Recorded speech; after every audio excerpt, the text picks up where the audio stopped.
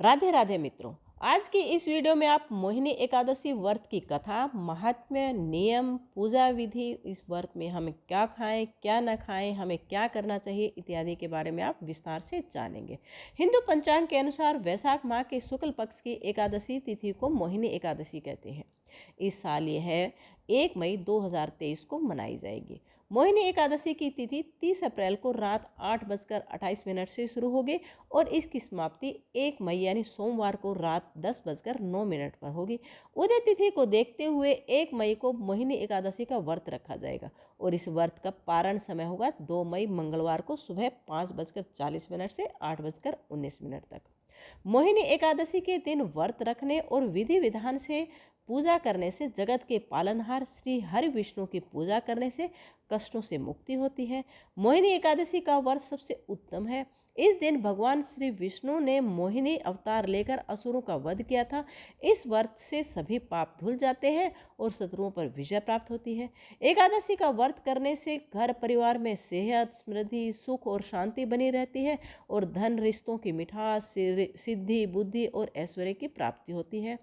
इस दिन हमें चावल, लहसुन, प्याज, गाजर, सलगम, पालक, गोभी, केला, आम, अंगूर, बादाम, पिस्ता, नमक आदि से हमें परहेज करना चाहिए। तुलसी में इस दिन हमें जल नहीं देना चाहिए। जुआ, सट्टा इत्यादि नहीं खेलना चाहिए। किसी भी प्रकार का नशा नहीं करना चाहिए। इस दिन क्रोध, मिथ्या भाषण का त्याग कर देना चाहिए। स्त्री प्रसंग नहीं करना चाहिए।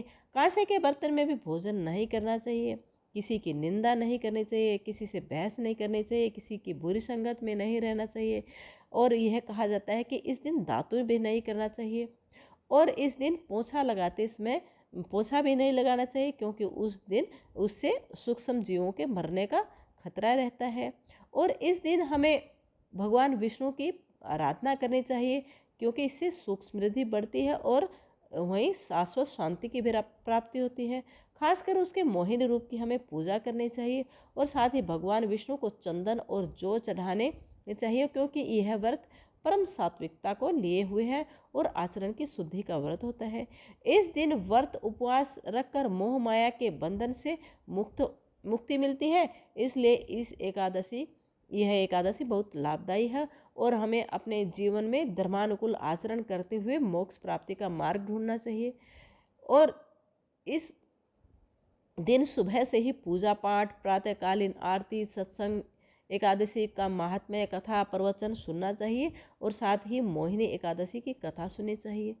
इस दिन किसी भी मंत्र का 108 बार जाप अवश्य करना चाहिए, जैसे ओम विष्णुवे नमः, ओम नमो भगवते वासुदेवाय, श्री कृष्ण गोविंद हरे मुरारे, हे नाथ नारायण वासुदेवाय, और ओम नमो नारायण या श्रीमन नारायण नारायण हरि हरि। इनमें से हम किसी भी एक मंत्र का जाप कर सकते हैं। मोहिनी एकादशी व्रत की कथा समुद्र मंथन से जुड़ी हुई है। ऐसे में चलिए जानते हैं कि इस एकादशी का नाम मोहिनी एकादशी क्यों पड़ा और इसकी पौराणिक कथा क्या है। पौराणिक मान्यता के अनुसार जब देवताओं और असुरों के बीच समुद्र मंथन किया गया तो उससे अमृत कलश की प्राप्ति हुई।